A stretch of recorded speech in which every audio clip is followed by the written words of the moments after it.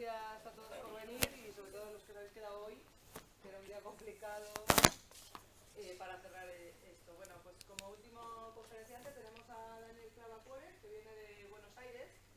Él es doctor en Dirección y Gestión Pública Local por la Universidad de Jaén, en España, y ahora mismo es director de la Unidad de Gobiernos Locales del Departamento de Economía y Administración de la Universidad Nacional de Quilmes en Buenos Aires. Aparte es investigador reconocido en la Universidad de Florida y ha sido, bueno, es profesor invitado en muchas universidades latinoamericanas, lo he podido comprobar. Y aquí, cuando estuve de estancia con él, que es casi como un primer ministro, como digo yo. Bueno, nos viene a hablar sobre el municipio como centro de las integraciones sociales y nada, Daniel, te voy a dar paso a que hables, que dirás cosas más interesantes. Gracias. Bueno, buenas tardes a todos. A esta hora es casi imposible decir algo interesante y después de 4 días de seminario creo que ya se ha dicho casi todo. Así que, y después de comer, última sesión, último todo, así que, pero bueno, trataremos que Agustín piense que no ha sido una inversión demasiado cara para venir acá, que ese es el problema. Que a lo mejor que el año que viene me reemplaza por 2 más cerca que traer uno de Buenos Aires, digamos, ¿no? Bueno, para los que quieran contribuir a que yo sea un influencer municipal, ahí tienen mis redes sociales, a lo mejor entro en Gran Hermano VIP 8. Y bueno, mi presentación, la realidad es que fue mutando. Y lo digo sin vergüenza, pues soy bastante sinvergüenza, pero ha ido mutando a partir de cosas que fui escuchando a lo largo de estos días. Y me parece que una de las grandes preocupaciones para el tema general que uno está mirando cuando mira los procesos de integración territorial, en general, cuando uno mira el desarrollo territorial, digamos, me parece que uno de los temas críticos es la relación entre el Estado y los ciudadanos. Y en esta dimensión, si se quiere, un poco más blanda de los procesos. Y sobre esto quiero mirar y mirando el tema desde América Latina, donde las trayectorias son distintas, donde hay un dato clave para entender estos procesos, que es que del otro lado del charco no hay estado del bienestar como se entendió aquí. ¿Sí? Entonces, ningún latinoamericano tiene asegurado ni la sanidad, ni garantizada, la educación un poco más, pero la sanidad de calidad no, y en la asistencia, la asistencia social al final de la vida definitivamente no, y si lo tiene, lo va a tener con un nivel de pobreza casi garantizado. Ser de la tercera edad, ser pensionado en América Latina es casi una garantía de ser pobre, digamos, por más que uno en la vida laboral no lo haya sido. Presenta, digamos, estas diferencias. Ahora, en cualquier caso, los procesos políticos que uno va mirando y esta interacción entre el Estado y los ciudadanos sí son bastante parecidos. Entonces, un poco a partir de esta cuestión es preguntarnos qué puede hacer el municipio, digamos, este va a ser un poco lo que yo voy a tratar de entender, de qué puede hacer el municipio como gobierno de proximidad, como ese nivel del Estado que está más cerca de las demandas ciudadanas, ¿qué puede hacer ese nivel? Digamos, esa va a ser un poco la pregunta. ¿Qué ventajas tiene? ¿Qué desventajas tiene? Y cómo se construyen las agendas.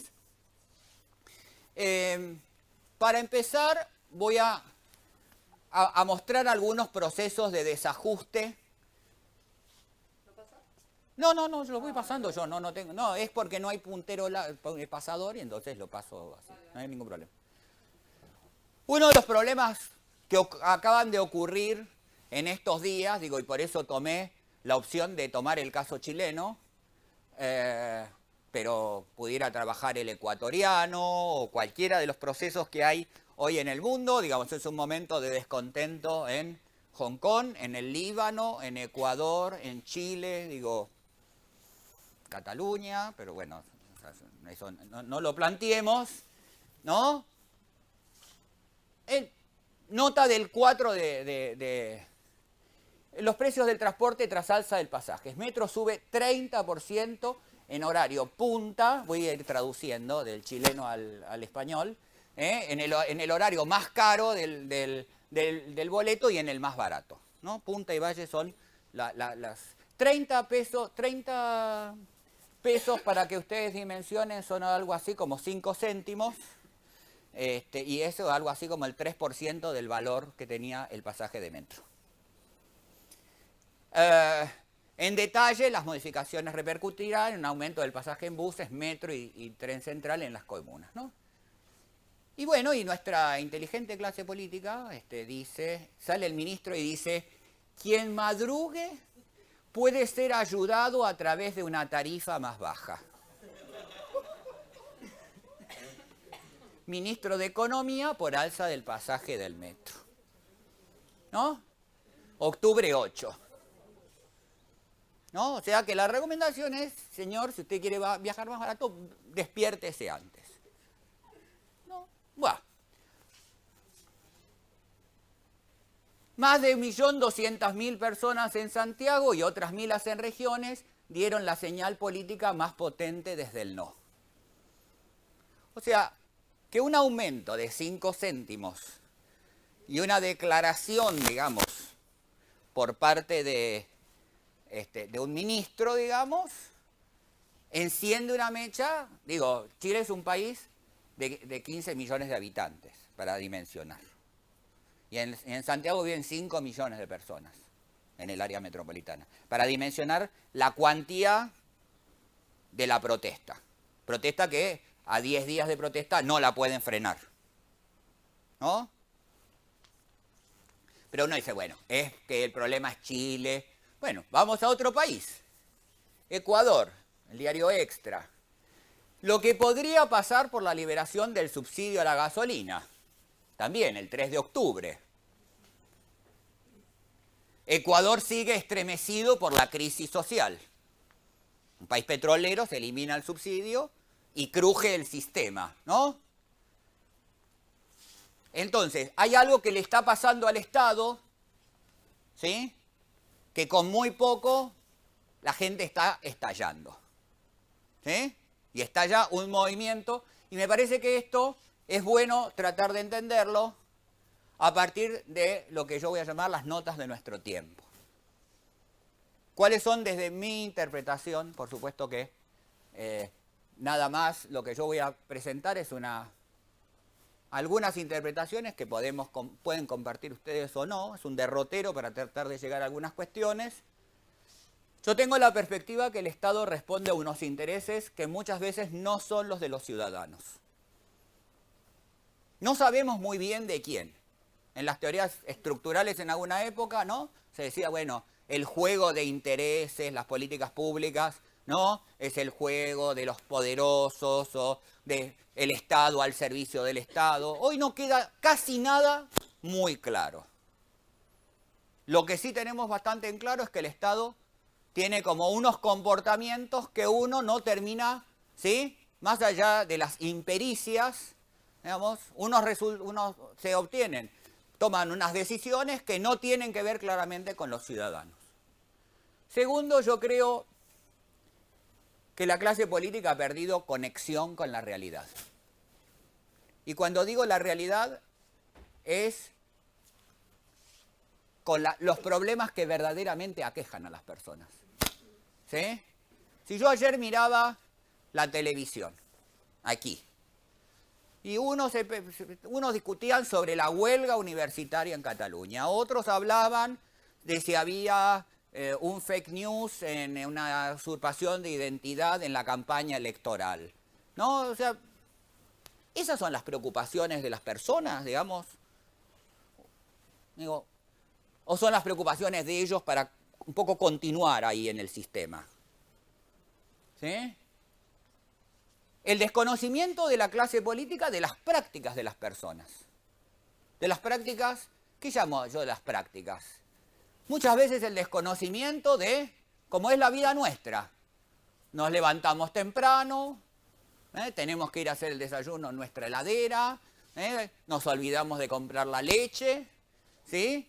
Sabemos que tenemos que salir al metro a una determinada hora porque si no está como muy lleno de gente, ¿sí? Y que si tengo un problema en la vía por algún...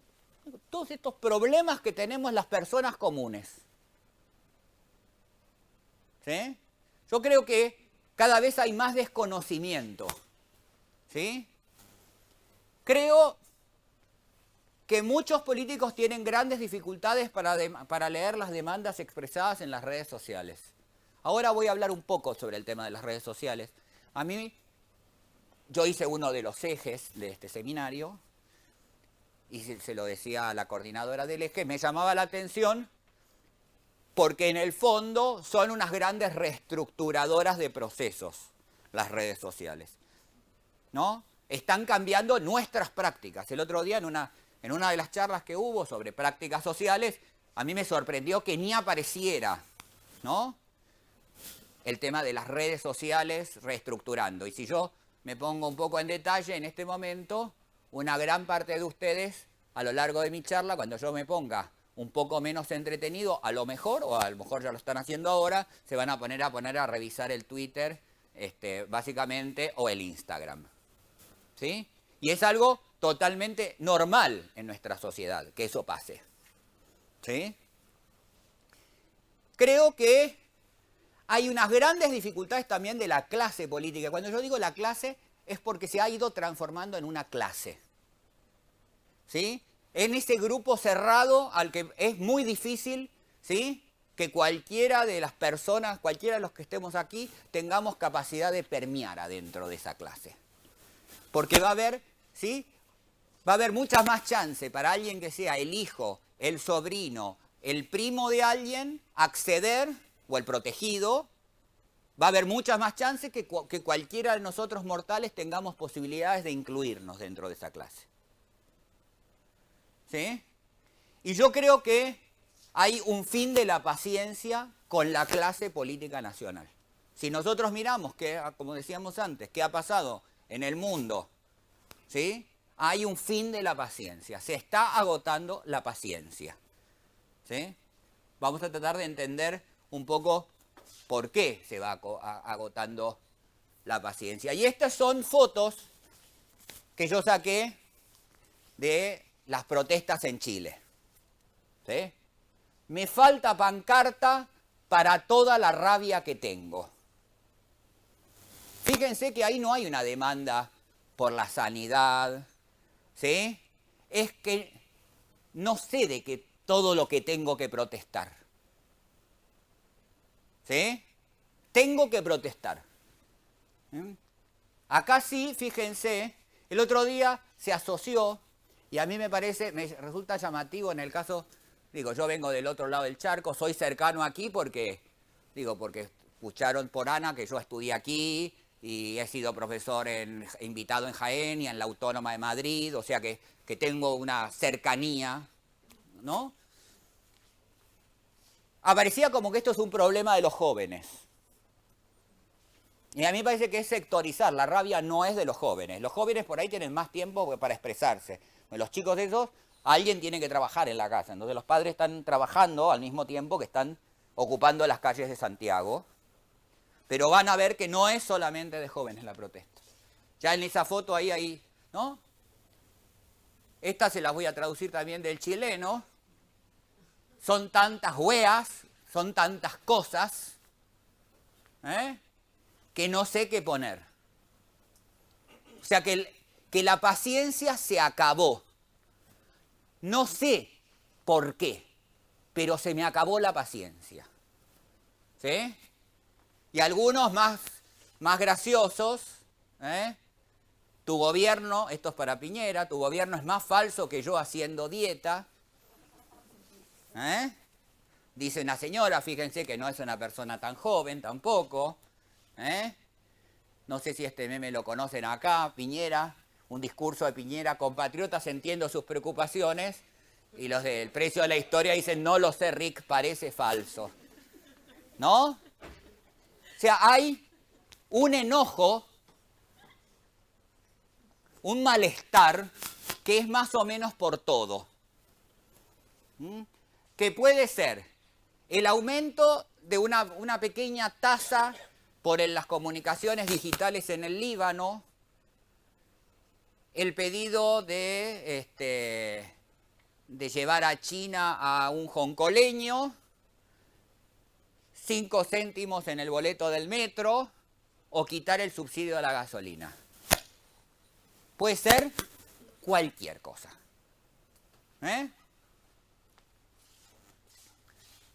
Esto además es combinado con otras cosas, creo yo, que no es solamente la clase política.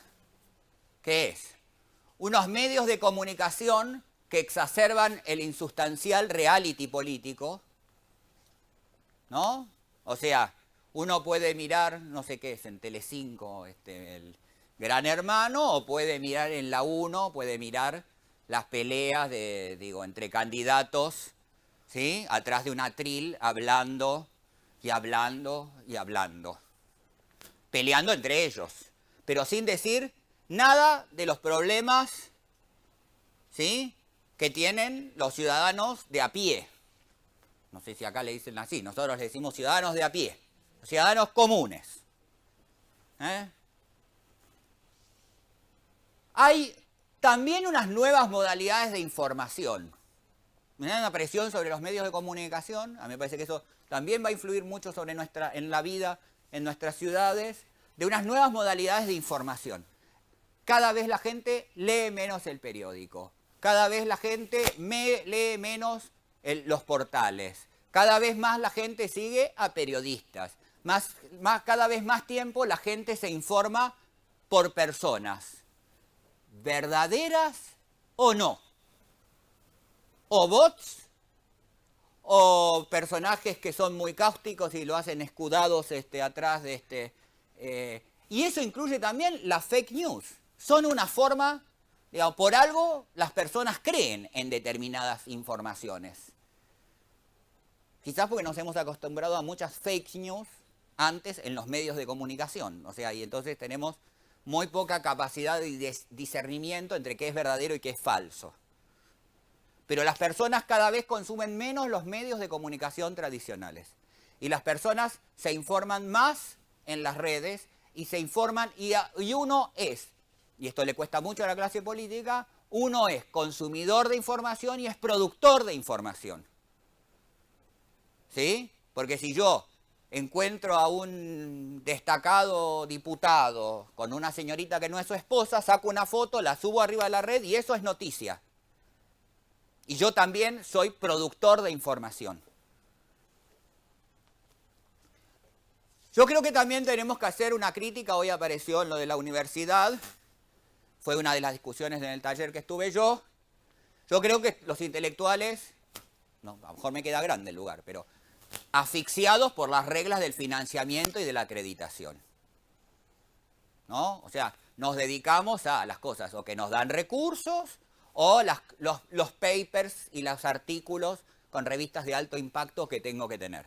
Si eso es útil o no es útil, no es importante. A ver, no es importante para el sistema. Puede ser importante éticamente para cada uno de nosotros.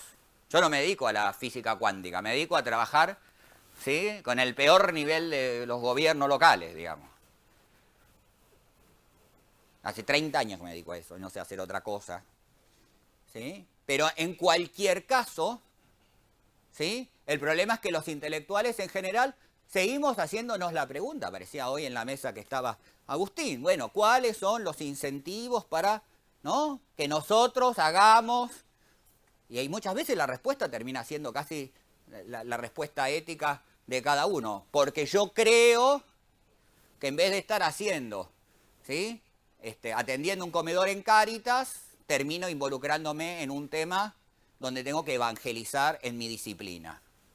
Es lo que nos pasa a muchos de los que nos dedicamos, ¿sí?, a las ciencias más vinculado a lo práctico. creo que las redes sociales abren una influencia política individual. El otro día en una de las presentaciones aparecía un poco el tema de la organización colectiva. Yo tengo la impresión de que las redes nos potencian a cada uno, ¿sí? En su capacidad de intervención en la arena, que lo pongo más abajo, en la arena de discusión. O sea, si yo soy un tuitero más o menos atractivo y digo cosas más o menos atractivo, ¿sí? Así no ponga mi cara, así sea un dibujito del ratón Mickey. Pero yo digo cosas políticas, ¿sí? Empiezo a ganar seguidores. Y es muy posible que yo tenga mayor capacidad de influencia, ¿sí?, que la que tiene un distinguido diputado en las Cortes, ¿no? Y eso es un cambio de nuestro tiempo, porque yo no tengo, esto no lo quiere, no, a ver, yo no estoy haciendo una valoración positiva del proceso. Yo estoy tratando de describir, digamos, algo que yo el otro día o por lo menos no terminé de identificar, y yo creo que está cambiando mucho nuestros procesos, ¿sí? Que es este empoderamiento del ciudadano individual. No sé si seguramente la acción colectiva es más interesante y produce mejores resultados democráticos, pero el mundo hoy está haciendo otra cosa. Si yo digo cosas valiosas, empiezo, ¿sí? Lo vemos en cosas valiosas, en imágenes lindas, ¿sí? Porque digo, ¿qué son los youtubers? ¿Qué son los influencers de las redes? Es algo que me resulta atractivo, ¿sí? Y hay personas que hacen cosas atractivas por lo físico, o por la moda, o por la política. ¿Mm? Hay una arena de discusión más horizontal. Yo puedo influir mucho más fácilmente, ¿sí? Y puedo, si hay dispuesto a un dirigente político, que en general tienen un community manager. Ellos no agarran el teléfono para poner ninguna cita. Tienen a un señor o una señorita a las cuales le dicen qué es lo que tienen que decir. A veces. Por eso los twitters de los políticos son políticamente muy correctos. Bueno, algunos tienen errores de ortografía, pero eso es un detalle aparte. Digo, políticamente correctos en el sentido, ¿no? Yo que me dedico a seguir alcaldes de todas partes, ¿eh? Buenos días, vecinos, ¿cómo les va? Ni una palabra, ¿sí?, de cosas sustanciales. Una volatilidad del estado, del ánimo social, que no encuentra lugar en el sistema de partidos. ¿Sí? O sea, ese enojo en Chile pareciera que fuera contra Piñera, la derecha, el modelo neoliberal, ¿sí? Pues yo ayer a la mañana le tuve que mandar a un amigo mío, alcalde socialista de Chile, exiliado durante la dictadura, mis condolencias porque le habían prendido fuego a la municipalidad, que él es alcalde hace 4 periodos. Un dirigente de izquierdas. La gente fue y le prendió fuego al edificio de la municipalidad. ¿Sí? Le importó un bledo si era de izquierda, de derecha, del medio. ¿Sí? ¿Por qué? Porque el estado de ánimo social puede estar contra las políticas neoliberales de Piñera, contra el haber ganado por el 0,01 contra Evo, ¿sí? Las protestas, digamos, no importa dónde. ¿Por qué? Porque el estado de ánimo social no encuentra su representación. Y además, hay un acortamiento del tiempo de los procesos, y entre ellos también el proceso político. ¿No? No quiero ser ofensivo, está muy mal hablar, porque cada uno de ellos puede decir, de ustedes puede pensar que yo estoy hablando contra el partido de ustedes. Pero miremos el sistema de partido después de la ruptura del bipartidismo acá, ¿no? La emergencia de nuevas formas. ¿no? Podemos, ¿no? Y hoy se debate en los márgenes más o menos de la izquierda tradicional, ¿no? Después fue Ciudadanos, la gran esperanza, ¿no? Del liberalismo a la europea. Hoy cayendo en las encuestas, ¿no? Ya no es, Albert Rivera no es la novedad que era hace 2 años. Y yo vine, el último viaje que vine aquí era Vox, es más, yo estuve en las elecciones andaluzas, ¿no? Y más allá generaba una repulsión para algunos y un enamoramiento vertiginoso por otros. Y hoy también está, digo, ya perdió su frescura, vamos a decirlo así. Los movimientos, la gente empieza a tener también menos paciencia con eso. Todos nos aburrimos más rápido. ¿Sí? Nos aburrimos más rápido. Y yo creo, y esto está en itálica, porque yo creo que está en el centro de la arena política y que tiene mucho que ver con el desarrollo territorial, que son 2 conceptos que juegan por igual. Yo les dije, es muy difícil tratar de dar una conferencia en España, un latinoamericano, y que los procesos cuadren.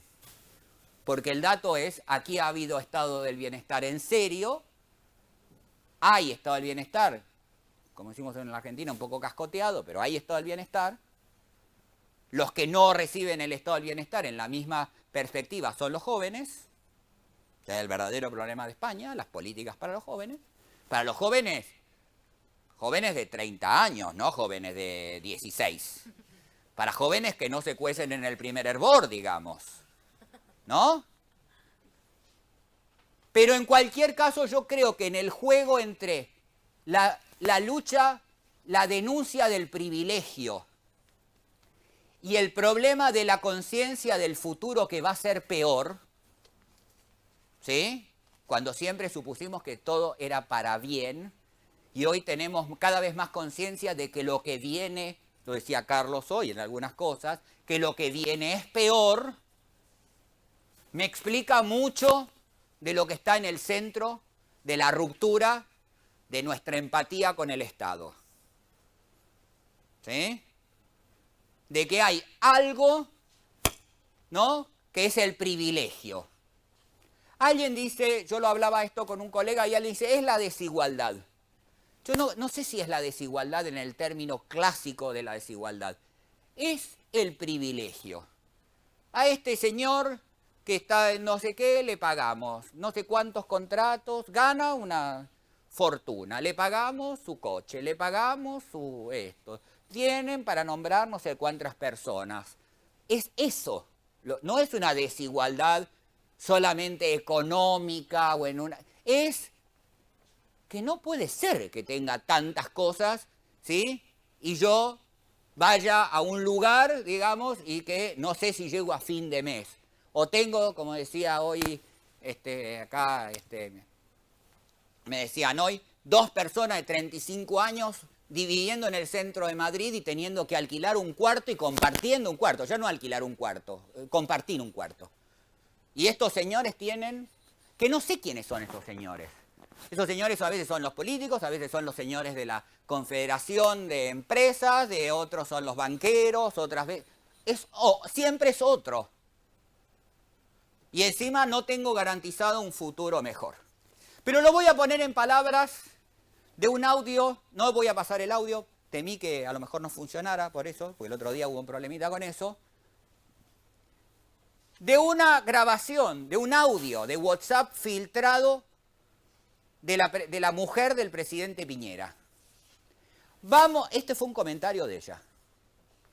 Vamos a tener que disminuir nuestros privilegios y compartir con los demás.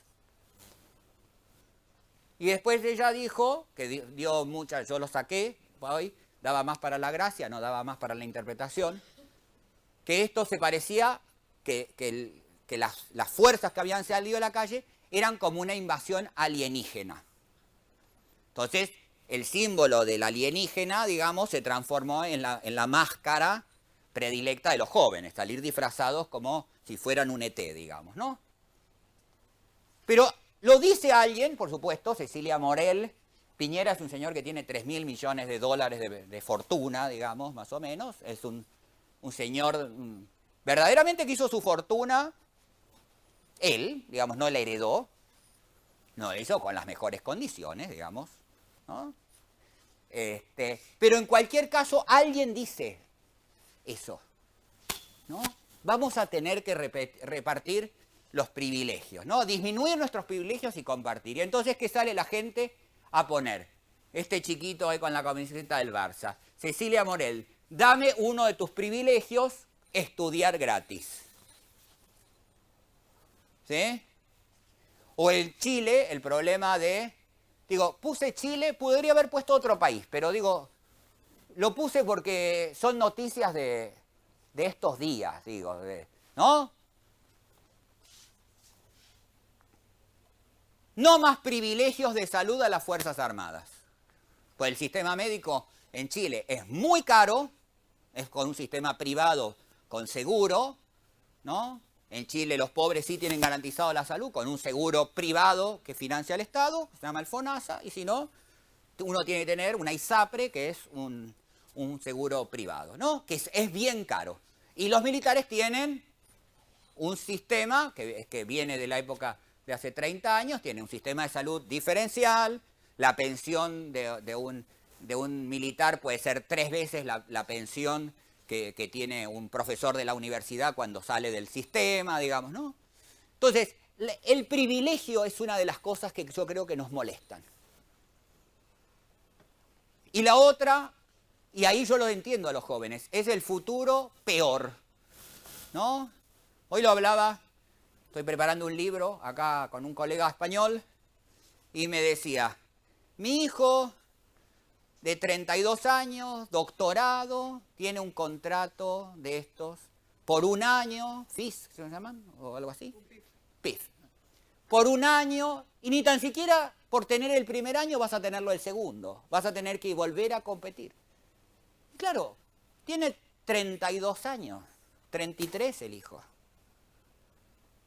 Y yo le decía, claro, Gerardo, vos a esa edad, digamos, yo lo conocí a Gerardo con 48 años, 49, catedrático. ¿No? Ya había hecho todo. Ser becario hace 30 años significaba ser becario, contrato doctor, plaza, ¿no? Y su ruta. Ninguno de los jóvenes tiene garantizado eso, como lo veíamos hoy en la mañana. Entonces, yo creo que entre el privilegio, una agenda pública, entre el privilegio y esto está, me parece, la clave de los ciudadanos. Y después hay un problema de diseño de política pública. Una construcción creciente bajo los rigores burocráticos apolíticos.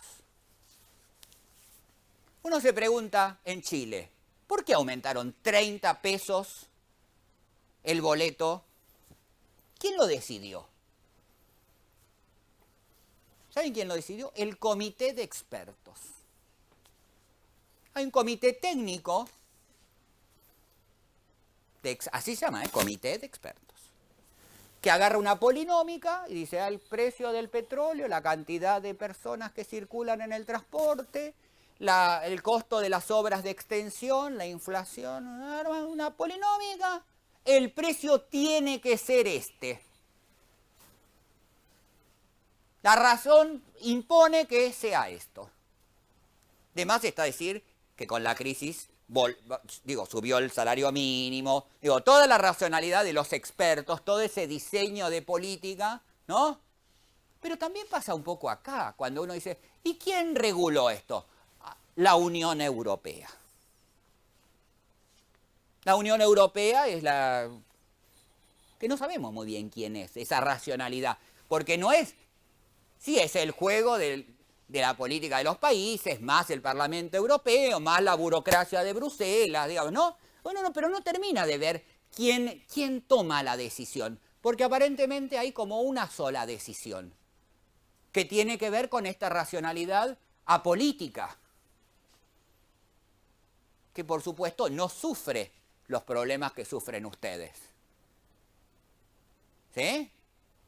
Porque digo, nadie gana, como decía hoy el cafetero, ¿no? 1.200 euros por 13 horas de trabajo.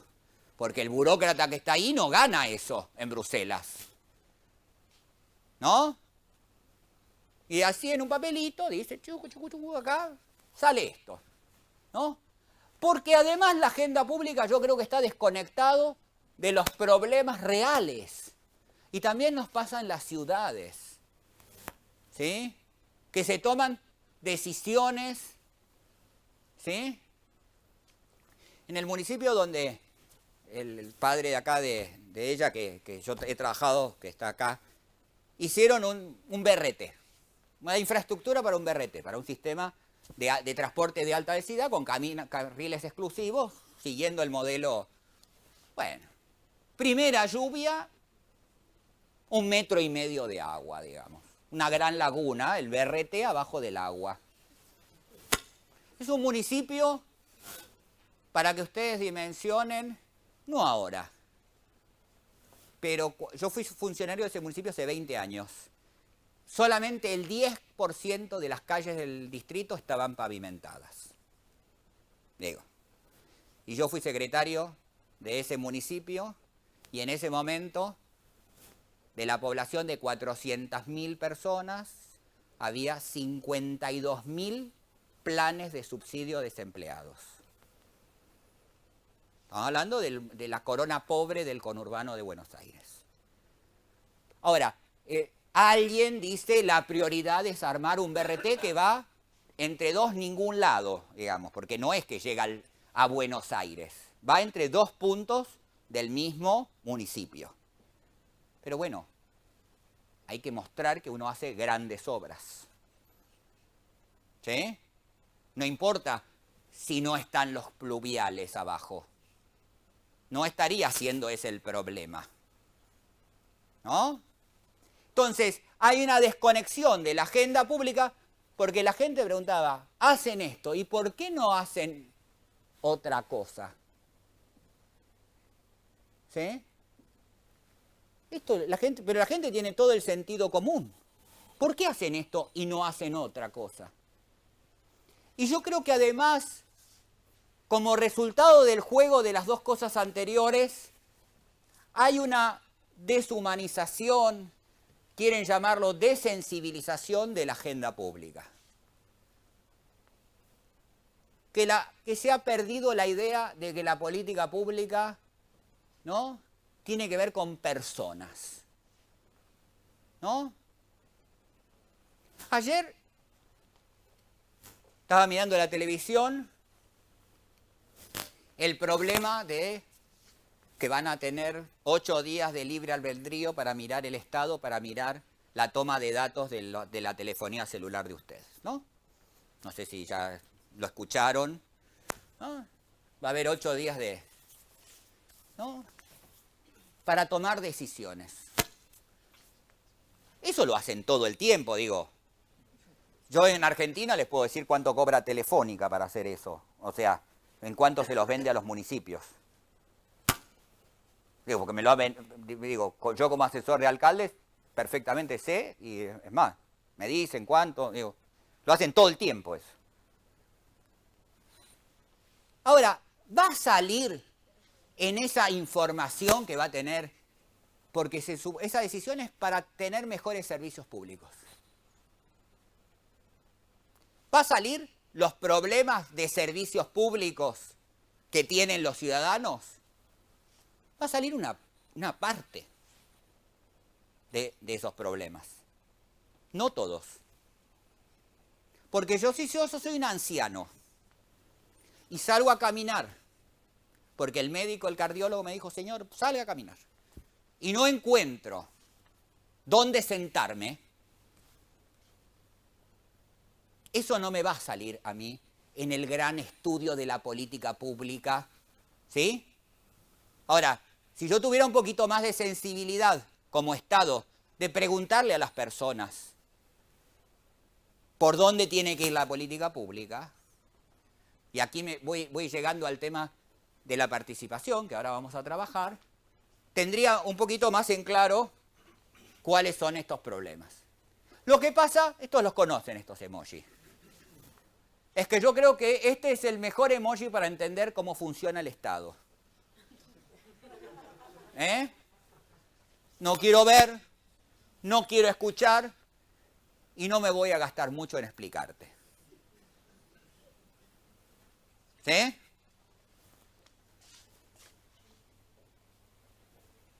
Vamos al tema del gobierno local en sí. Los que nos dedicamos a temas locales tendemos a decir que esto para horror de mis profesores cuando yo veía sistemas municipales aquí, digamos, que lo primero que me tiraban acá era la tabla de competencias, como para que entendiera que el Estado local solamente tiene competencias y de ahí no se puede mover. Es que el gobierno local tiene que tener interés en todos los temas, más allá de la competencia. Porque si yo no tengo la competencia educativa, si yo no tengo la competencia de salud, a mí lo que sí me tiene que interesar es cómo está educada mi gente, cuál es la salud de mis personas, de mis ciudadanos. ¿Sí? Ya sé que yo no tengo las herramientas, no tengo la competencia, ¿sí? Es más, que cuando pueda te las voy a restringir, digamos, ¿no? Pero yo tengo que tener claro esto. Y entonces la pregunta es, si podremos reconstruir algo de la confianza perdida, ¿sí? Desde el gobierno local. Hay dos opciones. Una es esta. Inauguramos un nuevo semáforo, venía a participar del encendido. ¿No? Como vemos, un proceso bien participativo, digamos. ¿No? Para que ustedes vean, esto es un cartel, no lo hice yo como hoy el de los ODS, este es de verdad. Tan de verdad, porque ese es un municipio de una provincia argentina, se llama Córdoba, ¿no? Tan verdad como estos abnegados funcionarios inaugurando esa rotonda. ¿No? Agustín, si querés te paso mi colección de memes municipales que tengo. Tengo decenas que voy consiguiendo y cuando los veo... Pero en cualquier caso, esta es una opción para el gobierno local. Decir, yo me dedico a la infraestructura básica, a mi competencia y que se parta un rayo todo. ¿No? Yo creo que en el corazón... Y es mi obligación, también en esta última conferencia, mirar temas que se hayan tratado estos 4 días. Creo primero que hay que ir a una nueva gobernanza territorial, distinta, que ahora lo vamos a ver. Primero, las políticas públicas no alcanzan legitimarlas en la legislatura. Yo no puedo estar esperando 4 años la legitimación de las políticas. Si en 6 meses un partido político me parecía entretenido y hoy ya no me parece más entretenido, mi paciencia se va agotando en plazos cada vez más cortos. Y las políticas públicas, ¿no? Yo no puedo decir, no, es muy lindo los horizontes y las políticas de largo plazo, pero es decir, dentro de 20 años vamos a tener una ciudad, en 20 años voy a estar muerto, o sea, por mí no me interesa. ¿No? Y la mayoría de las personas comunes, no la alta política, no los hiperintelectuales, digo, no me interesa 20 años. A 20 años no me interesa. Ya, quiero cosas más concretas.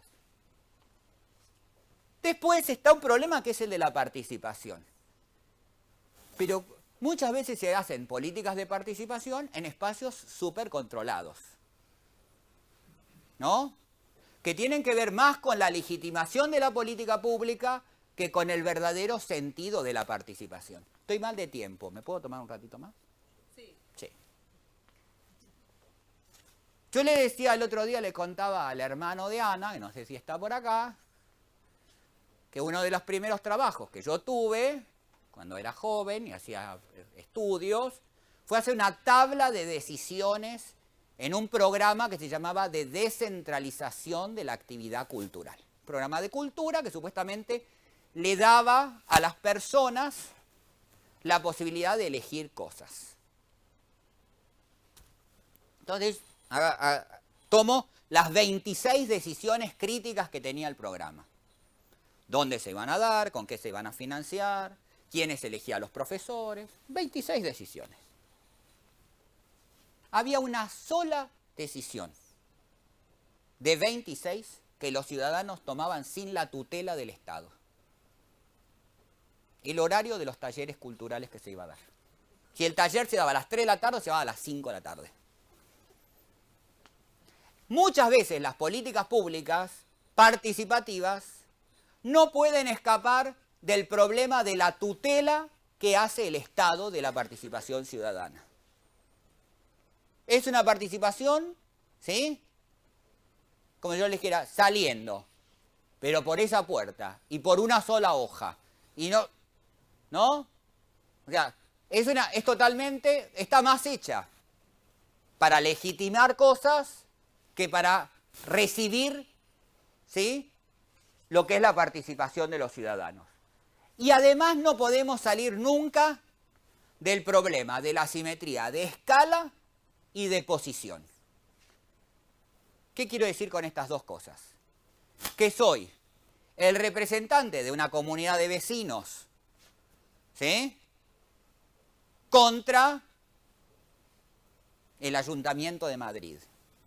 Y son cientos de miles, ¿sí?, de recursos económicos, simbólicos, políticos, y yo represento, y no es un problema mío, a lo mejor yo soy mucho más representativo de mi comunidad que lo es el alcalde de Madrid. Pero ahí hay un problema de asimetría, ¿sí?, de escala y de posición, de tamaño y de lo que representa cada uno. Y en la participación ciudadana no todo es participación tan alegre, ¿no? Porque, por ejemplo, yo ayer,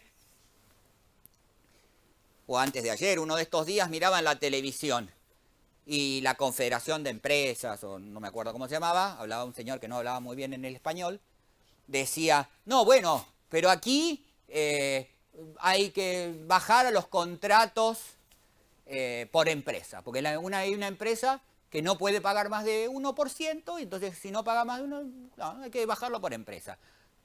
Y bueno, ¿y cuál es el poder de negociación? Claro, lo que querés perder es el poder de negociación. Vos lo que querés es, ¿no?, limitar eso. Decía, no somos malos, no pretendemos la esclavitud. Bueno, lo decía el mismo señor. Bueno, menudo tarea a esta edad, digamos, a esta etapa, digamos, ¿no? Entonces, el problema es que la participación ciudadana está muy controlada por el Estado, muy limitada, ¿sí? El peso relativo de los distintos actores en la participación es muy diferencial. Y cuidado para los que nos dedicamos al diseño de políticas públicas de no hacer una suerte de obra de teatro de la participación. Una rivalidad con las estrategias de reproducción partidista. Partidaria, no sé cómo le dicen en España, de acuerdo a los países.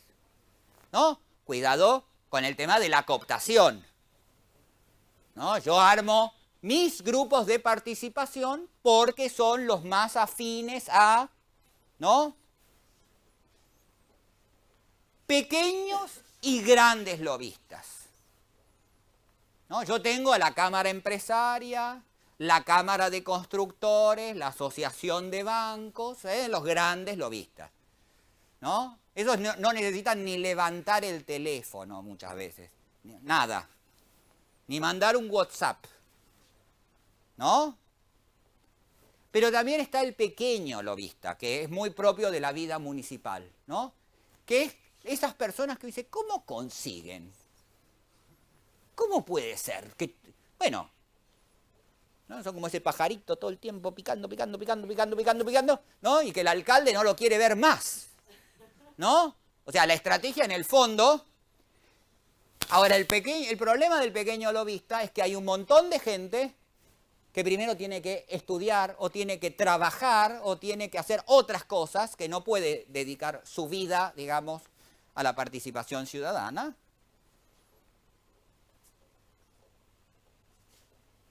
Y que pierde capacidad de influencia. Y esto va a la deslegitimación también de los instrumentos de participación tradicionales. Algunos muy simpáticos. El presupuesto participativo. Vamos a poner uno. ¿No? Ay, qué fantástico el modelo de Porto Alegre, el modelo de no sé dónde. ¿No? Bueno, a ver, ¿cuánta gente participa? A ver. ¿Y cuánta plata se pone en juego? Porque pueden participar muchos. ¿Sí? Pero ¿cuánta plata se pone? ¿Cuánto dinero se pone en juego? Como en la Argentina, cuando yo hice el estudio sobre los 56 que había en su momento, hace unos cuantos años hice un estudio, la media de presupuesto participativo en la Argentina era del 1% del presupuesto municipal. Y la media de votación, 1% del padrón electoral. Estamos tranquilísimos, nos dedicamos, hacemos participación ciudadana, ¿no? Y me voy a dormir en paz con mi conciencia porque soy un alcalde de centro izquierda. Entonces ya hemos resuelto el problema de la participación.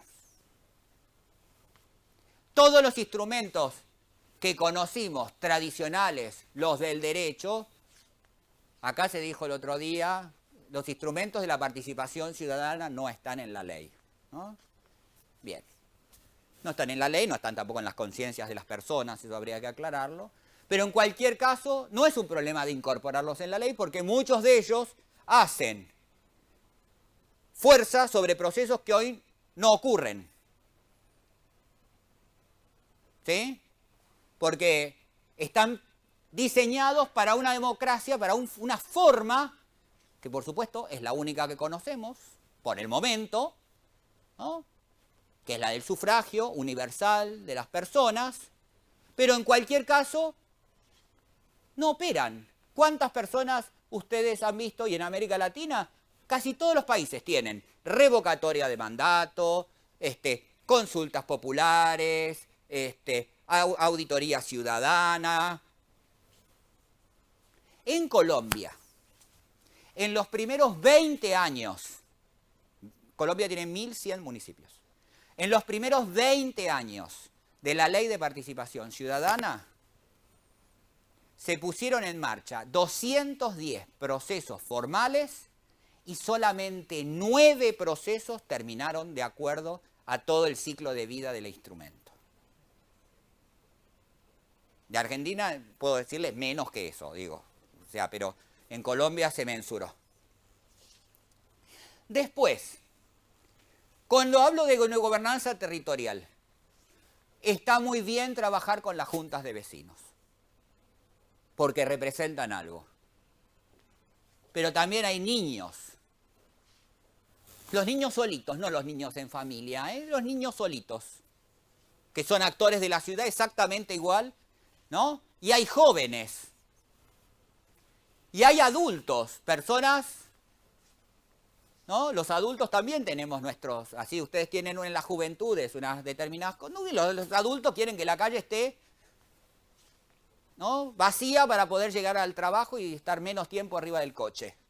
Mis consumos en la ciudad son distintos de los consumos de alguien de 18 años, distintos que los de un niño, digamos, que los de los mayores, que los de los discapacitados, que el de los inmigrantes.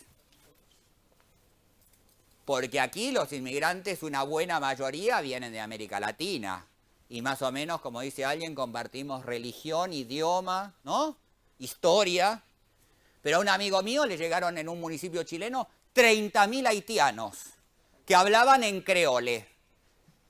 En una empresa aérea ficticia que se dedicaba cual barcos que cruzaban a la América a llevar esclavos, vendían pasajes aéreos y los dejaban en Chile. Ese fue el negocio. La empresa En cuanto se empezó a ver eso, le pusieron una regulación y la empresa quebró. Tenía la ruta aérea de Puerto Príncipe a Santiago. Era la única ruta aérea que tenía la empresa. Si ustedes conocen algo más parecido a una barca, digamos, de traficantes de negros, digamos, en el siglo XVIII, ¿no? Sí, tenía alas y 2 motores, digamos, la diferencia. ¿Y cómo hago yo para integrar a esa gente? Donde la municipalidad tuvo que empezar a conseguir un traductor de creole para poner los carteles en la municipalidad.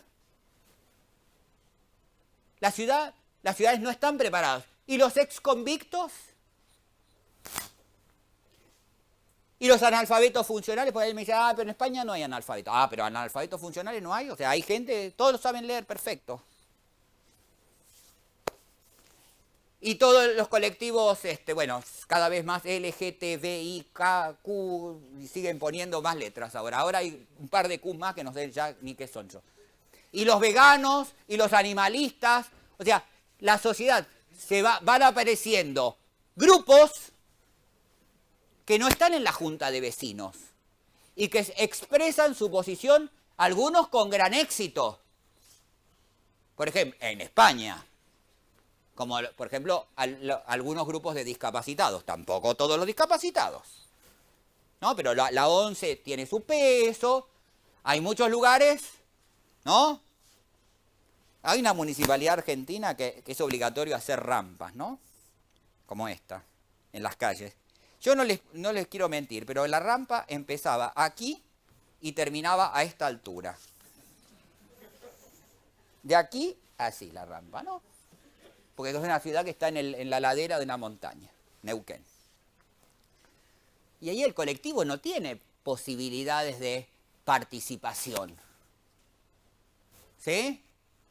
O no llega, o no sabe cómo organizarse. Y ahí me parece que en la nueva gobernanza territorial empieza a aparecer la red social. Porque las redes sociales son una forma en que nos vamos organizando en este mundo. No es la mejor, no compite contra la democracia, no digo, la democracia es mejor, pero es una que hay hoy, ¿no? Y atrás de buena parte de estas movilizaciones, ¿sí? En Hong Kong fue claro, había un protocolo, el protocolo, por ejemplo, en Chile lo tomaron, el protocolo de actuación ante las fuerzas de la represión, ¿no? O sea, hay un nivel de organización que empieza a pesarme a mí en la ciudad. Ventajas del gobierno local para este nuevo pacto. La palabra pacto salió hoy en el panel de la mañana, en el cierre. Yo la había puesto ya antes. Un nuevo acuerdo, ¿no? Una nueva forma de vincularnos. Primero, hay que explotarle al municipio la idea de gobierno de proximidad. Que es verdad que Madrid no lo tiene, que lo tiene el distrito. Pero en el fondo es más cerca, ¿sí?, que para un habitante de Motril llegar a Madrid, ¿no? Hay que aprovechar la ventaja de que el gobierno local tiene esta cercanía con los propietarios de las demandas. Y eso me parece que hay que aprovecharlo. Creo que es un ámbito, además, el del municipio, donde se pueden empezar a dar discusiones más relevantes, ¿sí?, que si una cartelería pintada con aerosol la puso tal o cual, como era el noticiero de la mañana hoy a mi colega Errejón, que esa era la discusión, digamos, ¿no? Me parece que hay que poner, y en el gobierno local uno, en el fondo, claro, el alcalde puede tener dos opciones, o decir, no es mi competencia, o verdaderamente decir, yo soy el líder de esta comunidad. Hay alcaldes que están para inaugurar semáforos y hay alcaldes que se ponen en el rol de líderes de la comunidad. Y eso también varía de acuerdo mucho a los países. Creo que es un lugar para sensibilizar la agenda al gobierno local. Nunca un burócrata del Ministerio de Planeación Física, o como se llame, así se llama en Cuba, no sé, del nombre que quieran, va a tener la sensibilidad para el problema de la movilidad en su propio territorio. De las personas, ¿sí?, que buscan, señores mayores, adultos, que buscan desesperadamente un baño cuando caminan, porque ya el cuerpo no da para largas distancias. Esa sensibilidad solamente se la puede dar el gobierno local. Hay una potencialidad para la colaboración público-privada, y no digo de las formas jurídicas de las asociaciones público-privadas, digo para que los ciudadanos y el Estado colaboremos en hacer ciudad. Creo que también hay mayor capacidad de control social, de mirar en qué se gasta la plata, que es una de nuestras ligeras sospechas, que pagamos un montón de dinero en impuestos y que no tenemos muy en claro a dónde va ese dinero. Nos dicen, no, esta obra va a costar 3.000 millones de dólares o de euros. Y nosotros, que nunca hemos visto en una caja más de 3.000 euros juntos, digamos, no 3.000 millones, digamos, nos pueden, digo, algunos se pueden perder por el camino, digo, son tantos, ¿no? Y podemos mirar mejor. Digo, es verdad que en España los municipios tienen fama de ladronzuelos, los alcaldes.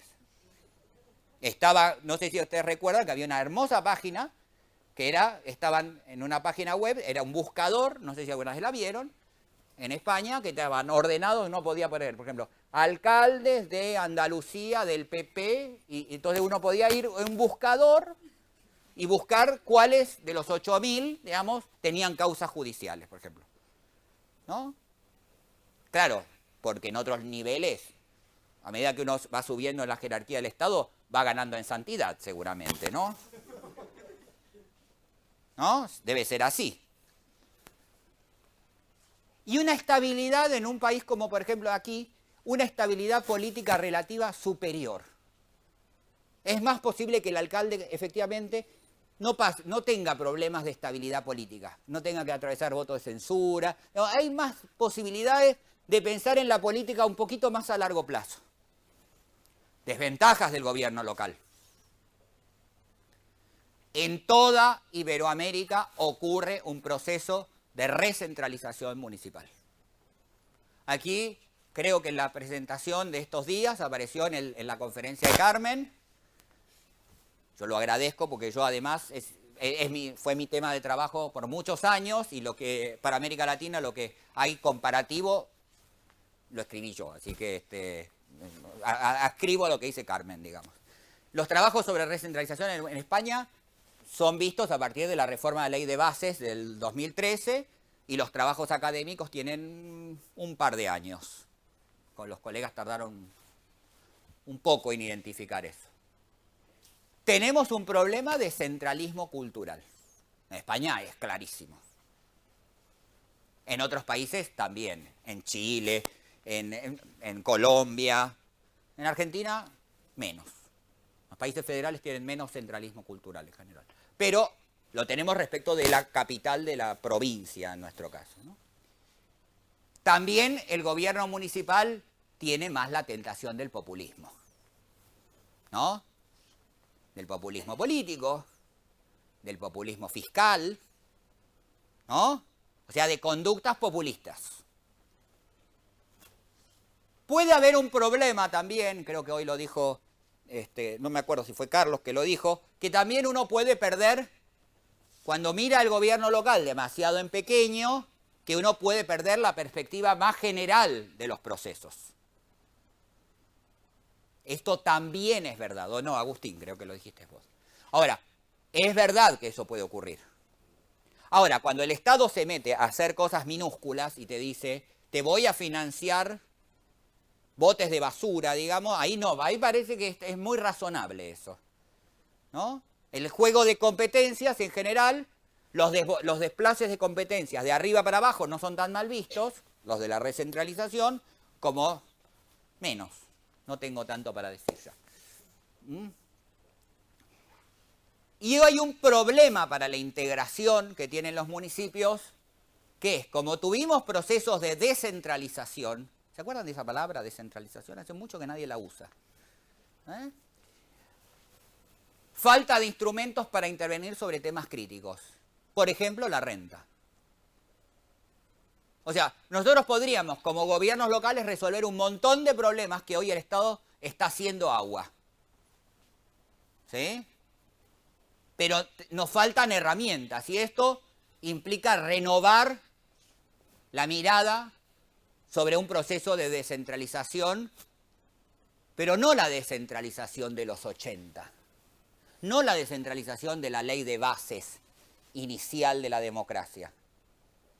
Es la renovación de una nueva descentralización que tiene un conjunto, ¿sí?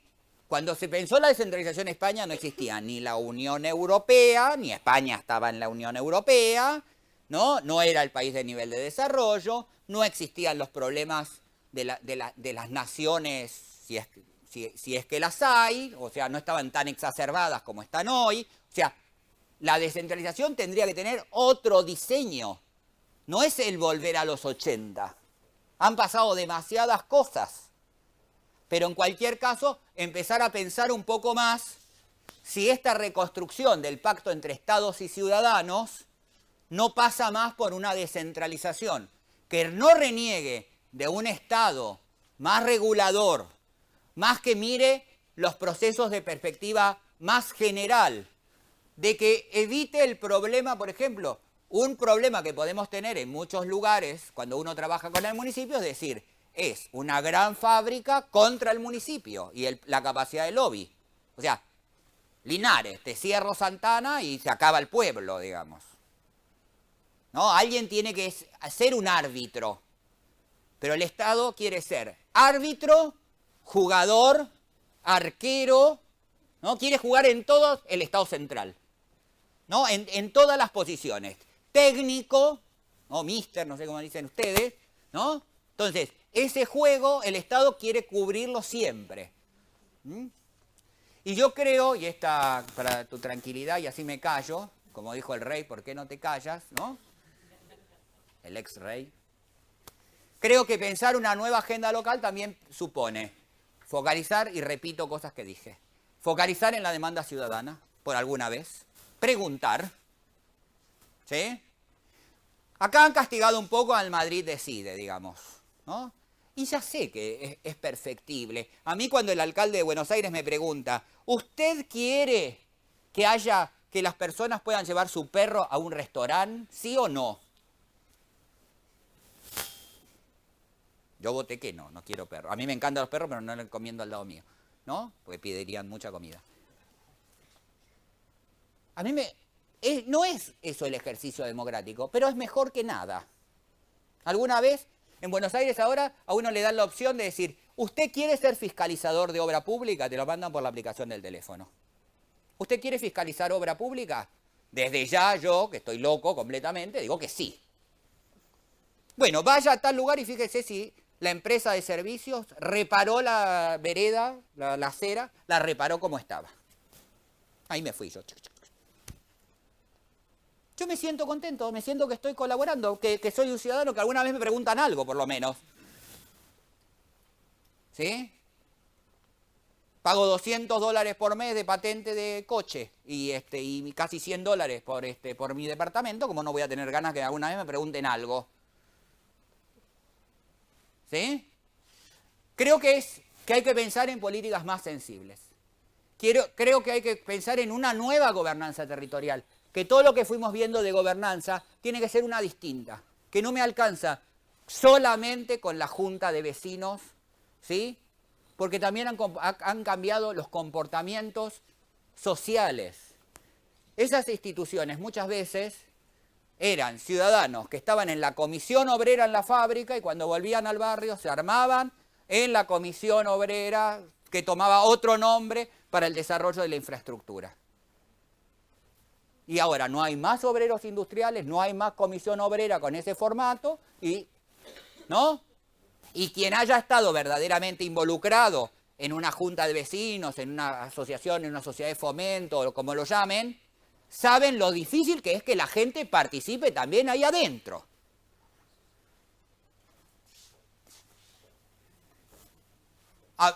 hoy surgió el tema de la mitigación, y fue el eje del martes, de mitigación de conflictos ambientales. Creo que hay un lugar para la información clara y directa. ¿Sí? Me parece que este es un tema que la política maneja horrorosamente, el Estado maneja bastante mal y los gobiernos locales también suelen manejar mal. Que es, por una vez, explícame, ¿qué vas a hacer? Explica esa pedagogía que tiene que tener toda política pública. Y clara y directa. No me engañes, ya estoy engañado. Como decía ahí, ¿no? Chomp, no sé cómo le dicen acá, me parece falso cuando no me explican.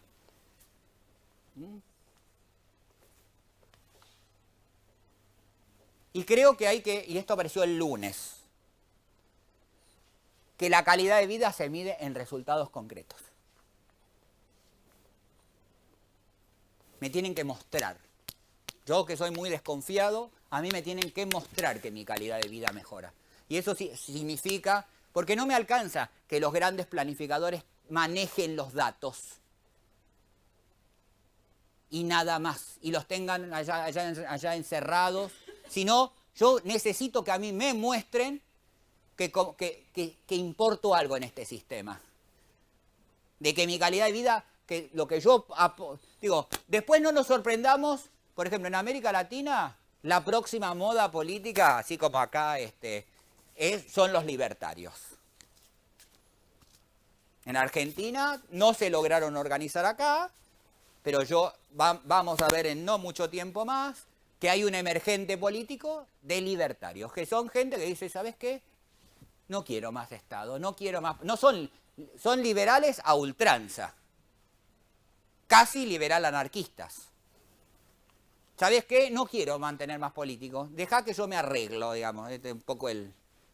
En Chile aparece como la izquierda dura, hoy, 20% del electorado, son los que motorizan las protestas, digamos, y está apareciendo este grupo así, ¿no?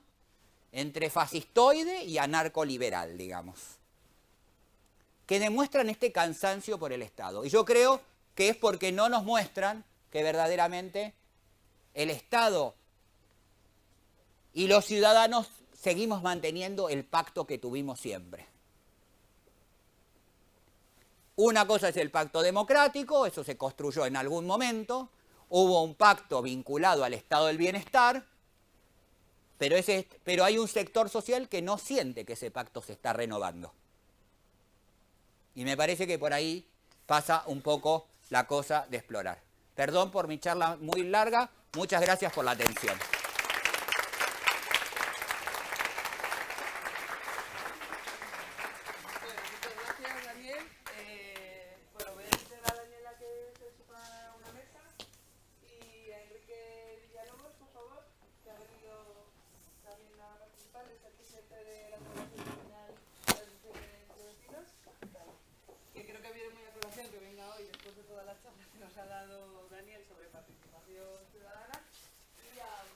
Un gusto. Como director de la Universidad Social.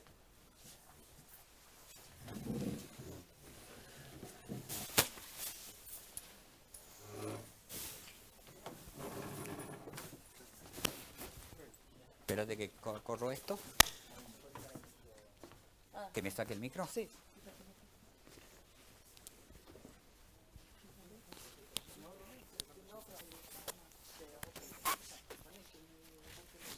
No se peleen para callarme.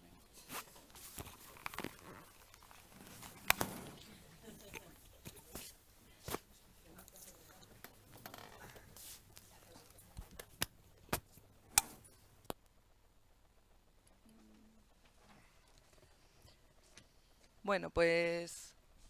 ¿Se me oye, Víctor? Sí. Vale.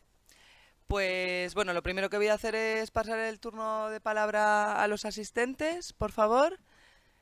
Y sí, bueno, no, voy a hacer una cosa primero. Voy a darle primero la palabra a Enrique, ¿os parece?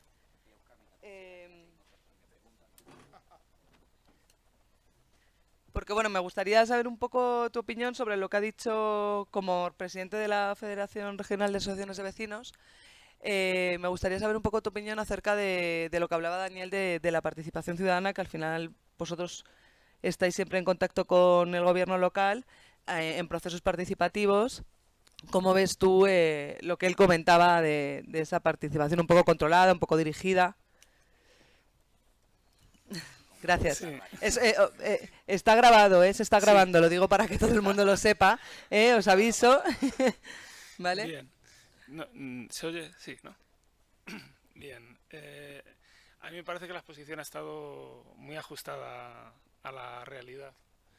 Eh, en el fondo, la sensación que a mí me daba, según iba escuchando, era la enorme complejidad que tiene un sistema democrático pues para cumplir expectativas.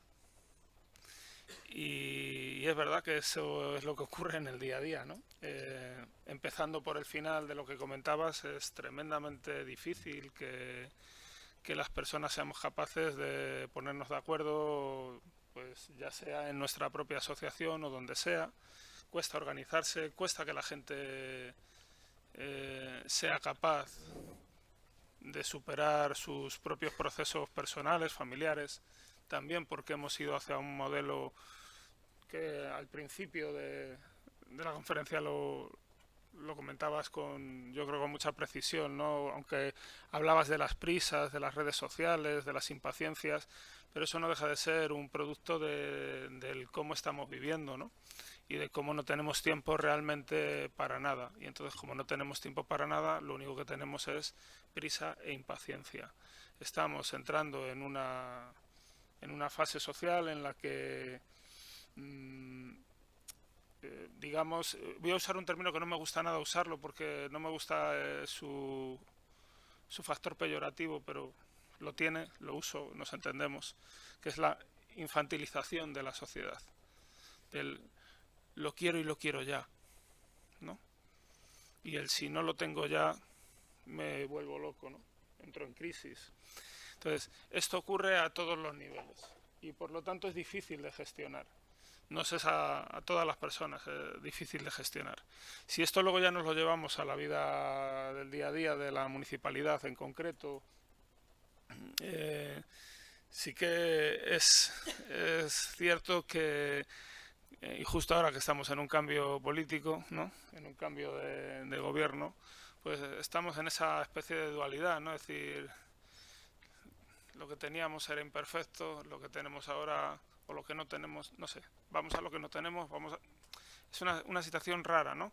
Ayer o antes de ayer ha salido el proceso para revisar los foros locales, por ejemplo, ¿no? Que está ahí en la red.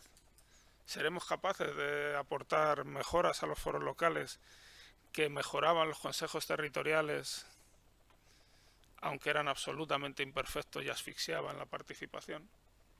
¿Seremos capaces? Yo no lo tengo tan claro, porque son muchas las variables. No sé si me estoy enrollando mucho, pero bueno, no voy mucho más allá. Simplemente sí que es cierto que, aunque solamente sea por una economía de tiempos, a poco que cojamos el tiempo que nos lleva trabajar, descansar y en lo que sobre hacer lo que pueda, ¿no? Pues tenemos que intentar encajar la participación para poder conseguir mejoras en cuanto a lo que trabajo, mejoras en cuanto a lo que descanso, mejoras en cuanto a lo que vivo, porque si no, al final me puedo meter en una vida pues muy monótonamente mecánica, ¿no? Y eso es lo que a la larga quizás generaba genera esa falta de, por un lado, de paciencia, de desesperación, de que no me cabe en la pancarta todo lo que quiero decir, ¿no? Creo que por ahí irían los tiros. Y en concreto, ya con esto cierro, quizás el debate mayor que ha habido, a mi modo de ver, mal enfocado y excesivamente interesado, en el anterior mandato municipal, era en la pelea entre la participación de las personas y la participación de los colectivos. Me pareció tremendo, el que al final el modelo de foros locales o el modelo del Madrid Decide tuviese siempre como de fondo ese conflicto y abandonásemos el principal conflicto que había, que era avanzamos o retrocedemos. Esa es la sensación que a mí se me quedó en todo lo que hemos venido viviendo.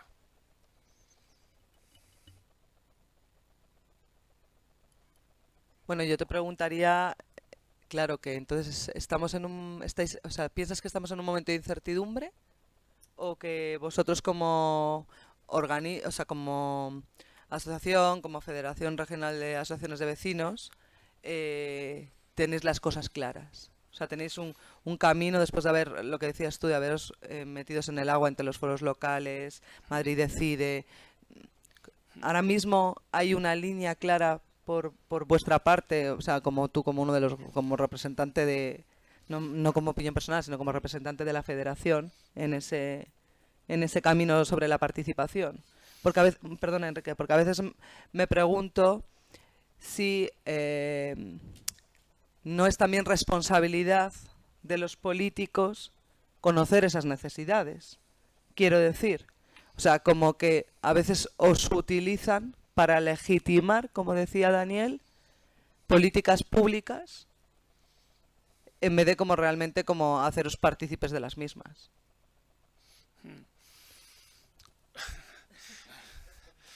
Primero mucho les pides, ¿no? Mucho pides.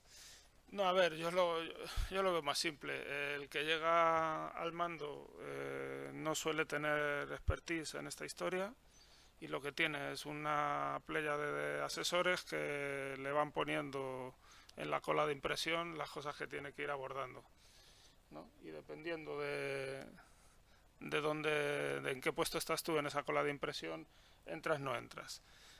Antes hablábamos de las influencias y este tipo de cosas. Es la sensación que a uno se le queda en ese día a día. La legitimación, bueno, se estaba grabando, ¿no? Sí. Vayan. Voy a respirar. Puedes hacer un pasapalabra también si quieres, ¿eh? Voy a respirar, no, es broma. Yo vengo de tener un par de encontronazos estos días. Y vengo de tener un par de encontronazos con una fuerza política que representa un sector que nosotros antes de las elecciones municipales le pedimos al resto de fuerzas que entendíamos que eran constitucionalistas, es decir, el resto, que no entrasen a su juego, que no dialogasen con el que no quiere el diálogo, que no dialogasen con el que niega la libertad real. Y esa gente ahora es relevante a la hora de tomar ciertas decisiones. Y cada vez que hablan de nosotros. Yo sé que tenemos una diana puesta en la frente. Se está grabando, ¿no?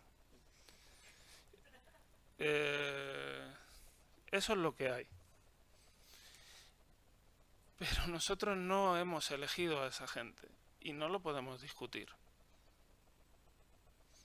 Lo que nos toca es trabajar con lo que hay. Entonces nuestro papel no es la legitimación. Si alguien lo ve así, yo creo que se confunde. Nuestro papel es llevar a la mesa lo que la gente en los barrios nos dice, o la gente que quiere hablar con nosotros en los barrios nos dice. Y peleamos por una serie de cosas. Ahora mismo está saliendo la estrategia de desarrollo del sur y del este, que en buena medida ha inspirado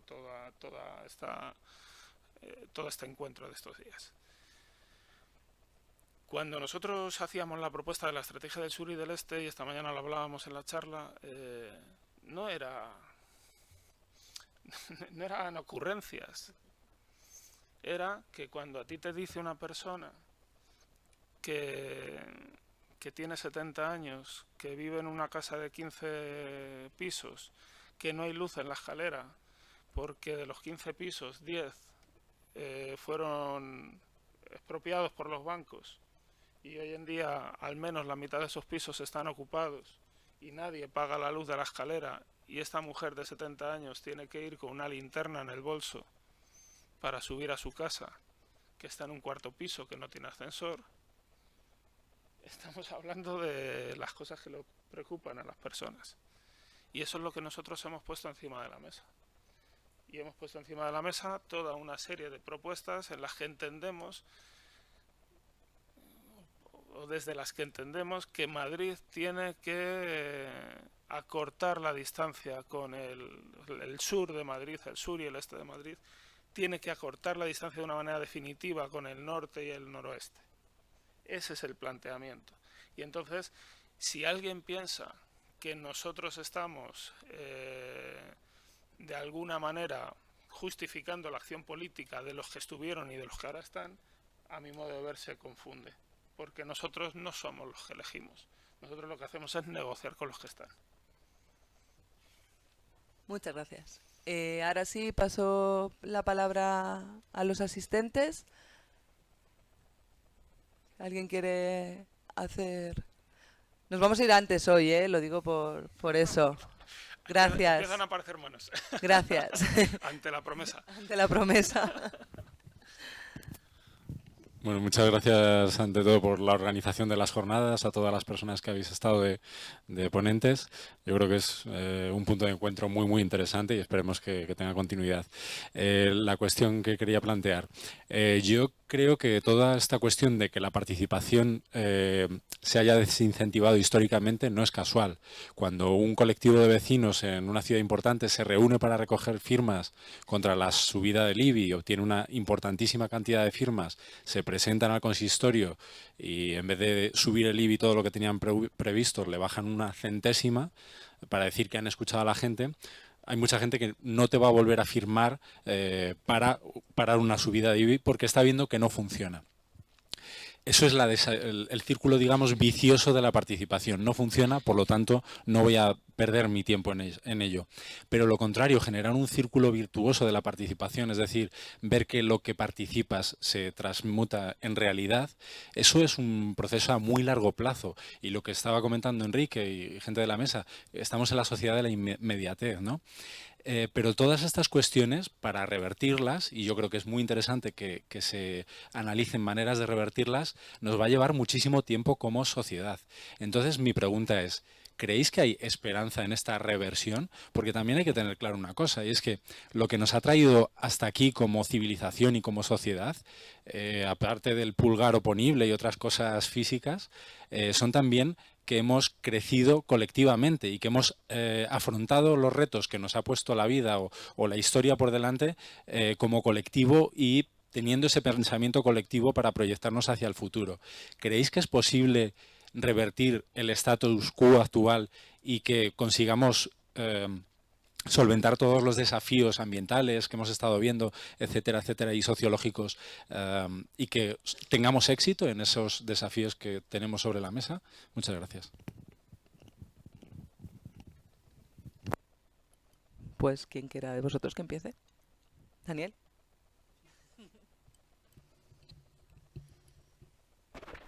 Hola.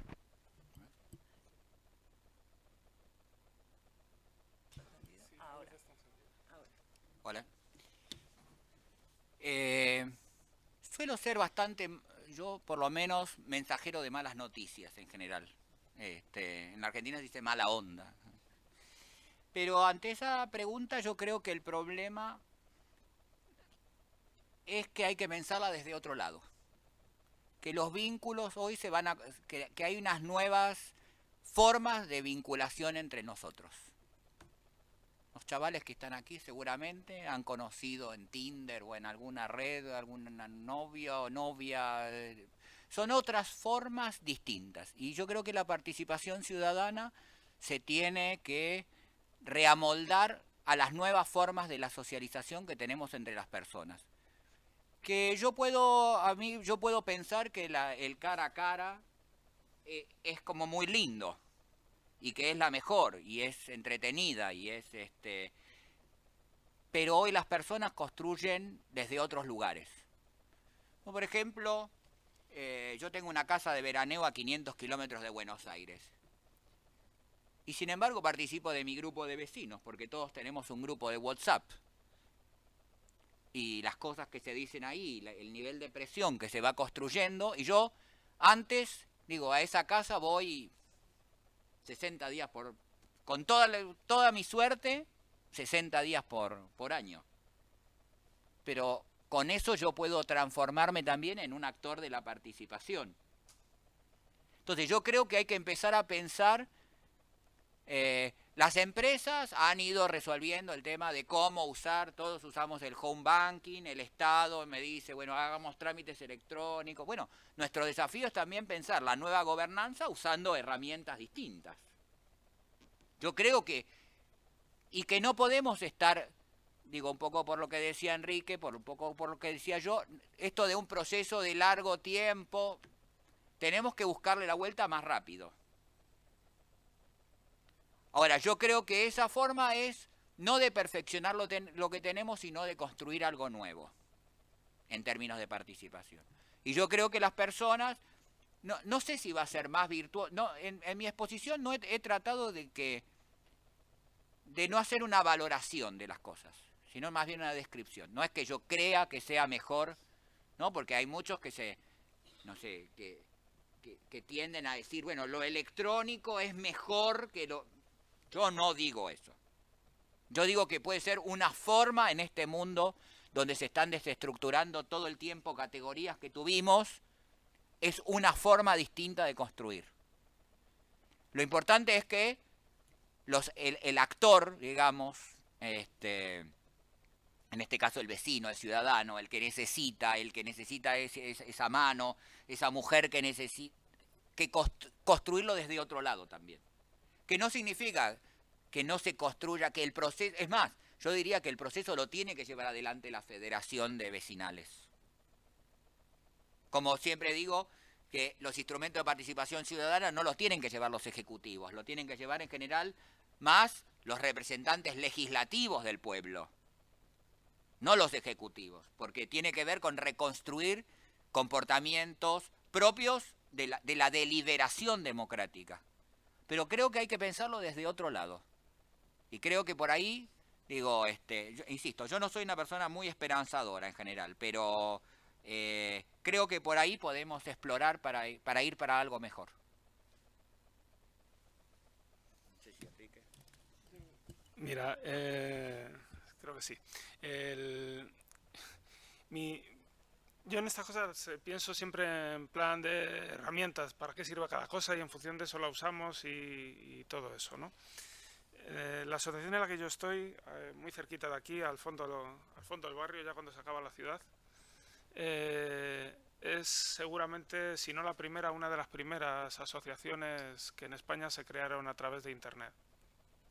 No teníamos barrio y nos lo inventamos en la red. No nos daban las casas y nos lo inventamos en la red. Estuvimos mucho tiempo sin casas y nuestro barrio era internet, era un foro. Y en aquel momento sirvió. Y la sensación que teníamos cuando no teníamos barrio y no teníamos casas era que aquel foro, aquel espacio, era nuestro barrio y se generaron relaciones muy, muy, muy interesantes. A mí ha habido gente que me ha enseñado su casa antes que a sus padres. Por amistad, ¿no? Por confianza que habíamos generado, ¿no? Por lo que nos costó conseguir aquellas casas, ¿no? Luego, cuando conseguimos nuestro local, que tiene 68 metros cuadrados, que no da para nada, pero que da para que la gente tenga un grupo de consumo, que da para que la gente haga reuniones, juegue con sus hijos, toda una serie de cosas, pues también eso ha valido y está sirviendo, ¿no? Y cuando un día nos dio por ocupar un terreno que había abandonado al lado de un colegio que parecía que en la vida iba a ser usado para nada y lo convertimos en un huerto urbano y pues son de esas cosas que nos llevaremos a la tumba, ¿no? Entonces, eso es lo que yo entiendo que en el fondo está ocurriendo o puede ocurrir, ¿no? Para aquellas personas que deciden tomar ciertos caminos. Y que pueden hacerlo, porque hay gente que tiene problemas que trascienden a las posibilidades de la mayoría o de una gente y a lo mejor no se pueden meter en ciertos líos, ¿no? Pero con esto lo que quiero decir es que yo, a diferencia, Daniel, yo soy optimista por naturaleza. Me jode mogollón levantarme de mal humor. Yo me levanto de buen humor. Y eso es lo que a mí me lleva pues a hacer las cosas que hago. Y como yo estoy convencido de que infinidad de gente, porque me lo encuentro todos los días con las dificultades que hay. Y entonces sí que es verdad que todo apunta a que no vamos hacia una buena dirección, pero yo todos los días me encuentro cosas que me hacen pues sentir que las cosas merecen la pena. Se está montando ahora mismo, y esto era ciencia ficción hace unos años, se está montando un mercado en el que la gente va a ser propietaria de ese propio mercado con el simple hecho de poder echar unas horas a la semana o al mes, y va a poder comprar alimentos ecológicos y todo esto simplemente dedicando esto. Joder, yo me acuerdo cuando montamos nuestro grupo de consumo, nos parecía ciencia ficción que hubiera gente que estuviese dispuesta a dedicar de cada 4 pedidos uno a organizar el pedido y estar una tarde que si naranjas por aquí, que si lechugas y no sé qué, porque la gente estaba muy acostumbrada a meterse, claro, es decir, y sin embargo ocurre para mogollón de gente. Y entonces ahí es donde tenemos que ser hormiguitas, y a lo mejor sí que venciendo las impaciencias, y yo creo que eso a la larga funciona. Entonces, a lo mejor la sensación, la foto general de que vamos así como al abismo, pero yo todos los días encuentro como esquinitas, recovecos donde me quedo súper a gusto. No sé si he contestado. Bueno, bueno, me pongo el gorro de vecino. Eso. Eso te iba a decir. Cambio el gorro. ¿Qué hacemos pidiendo la rebaja del IBI? Vamos a ver, o sea que lo primero que tenemos que, yo creo que se está explicando aquí, ¿qué nos corresponde en cada una de nuestras escalas, ¿no? Lo que ha narrado Enrique, yo creo que ha señalado también Daniel, son las escalas próximas de la vida cotidiana y aquellas batallas que nos corresponden. Las asociaciones de vecinos o las asociaciones ciudadanas o los grupos, digamos, de ámbito local, no podemos pensar que a través de ese nivel vamos a transformar las estructuras. Lo que vamos a cambiar es la vida cotidiana, el espacio de lo doméstico. Y es ahí donde realmente están los éxitos de las batallas. A veces el ámbito doméstico puede ser un ámbito ampliado, ¿no? Yo creo que, por supuesto, cuando el ámbito doméstico alcanza el tema de los olores, de los lodos de las depuradoras, o cuando alcanza la propia existencia de una depuradora que pone en crisis, es un ámbito doméstico ampliado porque ese objeto altera totalmente tu vida doméstica. Pero el IBI no es un ámbito de lo doméstico. Me has puesto un ejemplo que me ha parecido interesante porque a veces nos confundimos de batalla. Además, no podemos tampoco pensar que no vamos a ser sustituidos por las estructuras formales. Si nuestra idea es buena y tiene éxito, lo lógico, lo normal, es que, entre comillas, se la apodere la estructura política y la aplique. Y a partir de ahí no será nuestra. Pero es que esa es nuestra realidad. Si queremos tener una proyección más allá del espacio doméstico, un reconocimiento de nuestra labor más allá del momento de creación de esa reflexión, ese cambio de mentalidad en el entorno, y queremos pasar a ser propietarios del cambio de mentalidad, tenemos que ser partidos políticos. Entonces yo creo que ahí hay una reflexión interesante, que es que, igual que se ha narrado, ¿no?, como lo ha narrado Daniel y lo ha narrado otro día Vicente, ¿no?, como antes venimos de ese mundo que era los obreros de la fábrica que vivían en las casas bajas de Orcasitas o de donde fuese, transportaban todo su modelo político, además en un contexto de dictadura, que además era mucho más complejo.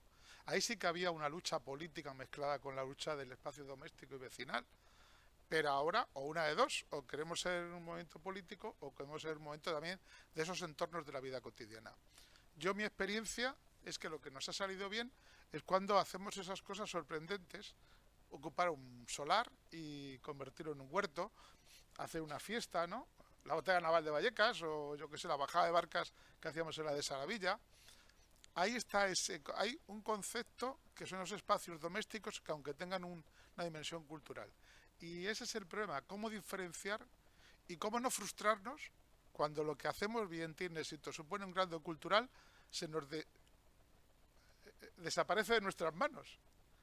O sea, cuando algo tiene éxito, tiene que desaparecer de nuestras manos y nos tendremos que inventar otra nueva cosa. O al menos eso es lo que yo he aprendido estos años, ¿no? O sea, que no hay que frustrarse, sino que hay que elegir bien, y si algo nos sale mal, es que hemos elegido mal. No, muy brevemente sobre esto, que es el tema de cómo desde lo poco uno influye sobre la política pública. El municipio quizás más reconocido hoy en América Latina en el tema de transparencia y de gobierno abierto, empezó hace 10 años cuando una persona, usando la ley de información pública, empezó a preguntarle a la municipalidad, una persona, un ingeniero en sistemas, sobre el costo de algunos productos. Y entonces armó una página web. Y después empezó a pedir, por ley de información, de acceso a la información pública, empezó a pedir datos y empezó a construir una base de datos. Y lo puso en internet. Y eso le pareció curioso al diario local, una ciudad de 350.000. Y entonces más personas empezaron a pedir acceso a la información pública. Y eso se transformó en que el municipio tuvo que hacer una política pública y se ha sostenido más allá del cambio de gobierno. Hoy es el municipio más, insisto, es reconocido en toda América, ha tenido muchos premios internacionales, cuando una sola persona empezó a movilizar, para tener una política pública. Y ahí me parece que está este pasaje del espacio doméstico, y eso no necesariamente va a estar intermediado, porque en este caso no estuvo intermediado por un partido político. O sea, es una persona con un tema, con una metodología innovadora, con el apoyo de la prensa, con la simpatía de otros ciudadanos, que es un componente, por eso yo traté de poner para el tema de la gobernanza territorial el tema de la información y de la comunicación, ¿no? O sea, cómo desde una persona se puede construir una política pública. Y me parece que es como se dice, es por ahí, ¿no? Que va a haber que ir, ¿no? Me parece que en una sociedad nueva y distinta, también hay que pensar en herramientas distintas, ¿no? Y yo también, yo dije soy mensajero de malas noticias, pero si no pensara en que las cosas son buenas, no me podría dedicar a esto.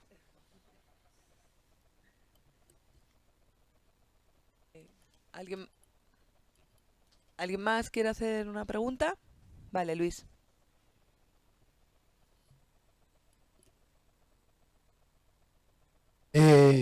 Yo tengo que discrepar un poquito con Quique, si no, tengo que decirlo.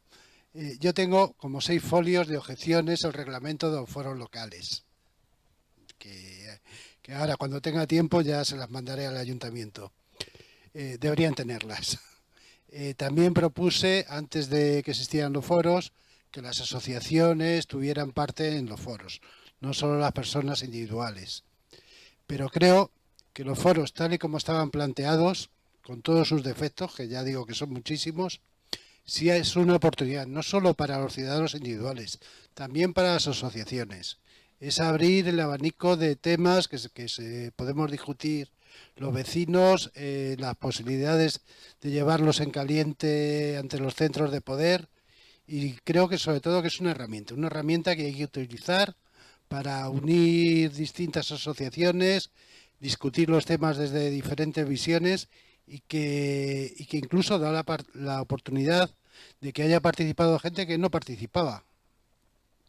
Gente que no se acerca a las asociaciones de vecinos, que no nos encontramos y que sí estaban en el foro y que hacían aportaciones. Entonces creo que como una herramienta para todos, para intentar de influir en los centros de poder, hay que mantenerlos y hay que intentar que sean algo útil como lo han sido, o más útil todavía, desde luego. Sí, Luis, no, entonces igual me he explicado mal, creo que tenemos la misma opinión. Yo decía que existían los consejos territoriales ¿no? Y fueron superados por los foros, y superados en plan bien, es decir, los mejoraron y con mucho, pero con todo, y como tú has dicho, tenemos una larga lista de cosas en las que son mejorables, y ahora pues veremos si se mejoran o no. Nosotros volveremos a hacer las propuestas en la línea de lo que entendemos que las mejora, pero fuimos defensores y seguimos siendo defensores de un espacio en el que haya entidades, colectivos y personas individuales abordando las necesidades de buena gobernanza en la ciudad.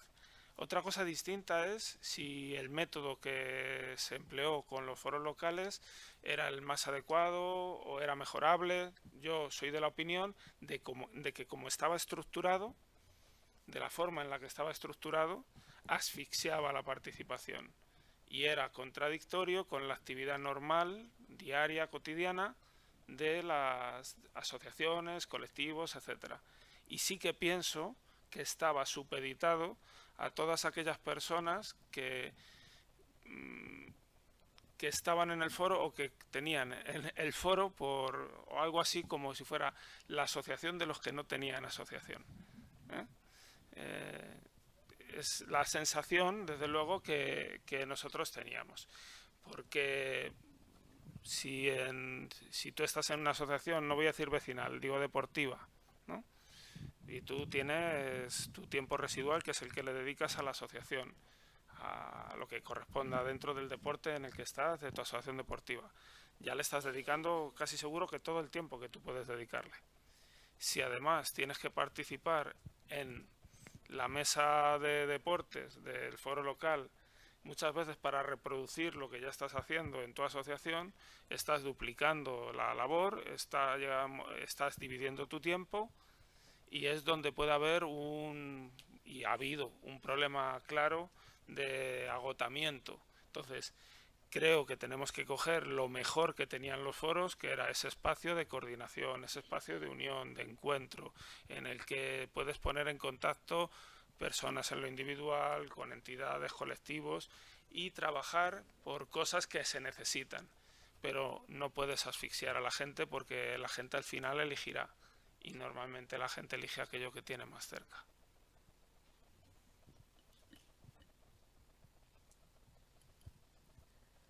Bueno, pues si alguien más tiene alguna pregunta, si no, pues pasamos ya a la clausura. Voy a pedir a Margarita Martínez que suba para que yo me baje. No, para que yo me baje. Bueno, daros las gracias a todos, a los ponentes, a los asistentes, por haber hecho posible la Universidad Social de Vallecas 3, aunque no me quiero olvidar de cuando empezó en 2017, cuando se hizo en 2018 y ahora se ha hecho en 2019, de todas las personas que participaron en estas 3 ediciones. Y bueno, Margarita, cuando quieras.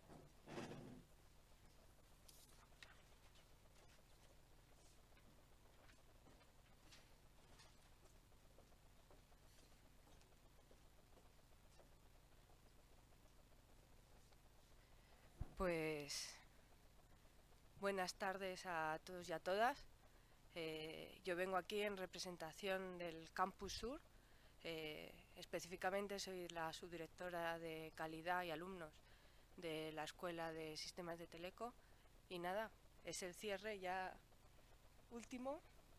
Deciros que desde aquí creo que esto es un foro interesantísimo, que esperamos que haya más, que esperamos que repitáis, y ya lo que diga Agustín. Bueno, yo... ¿He sentido? Sí. Sí. Bueno, lo primero me ha encargado Antonio Esteban Lara que nos diga que no puede venir. Ya sabéis que estos días, pues, hoy comienzan, imagino que como hoy comienza la campaña electoral, es más difícil que alguna gente esté aquí presente.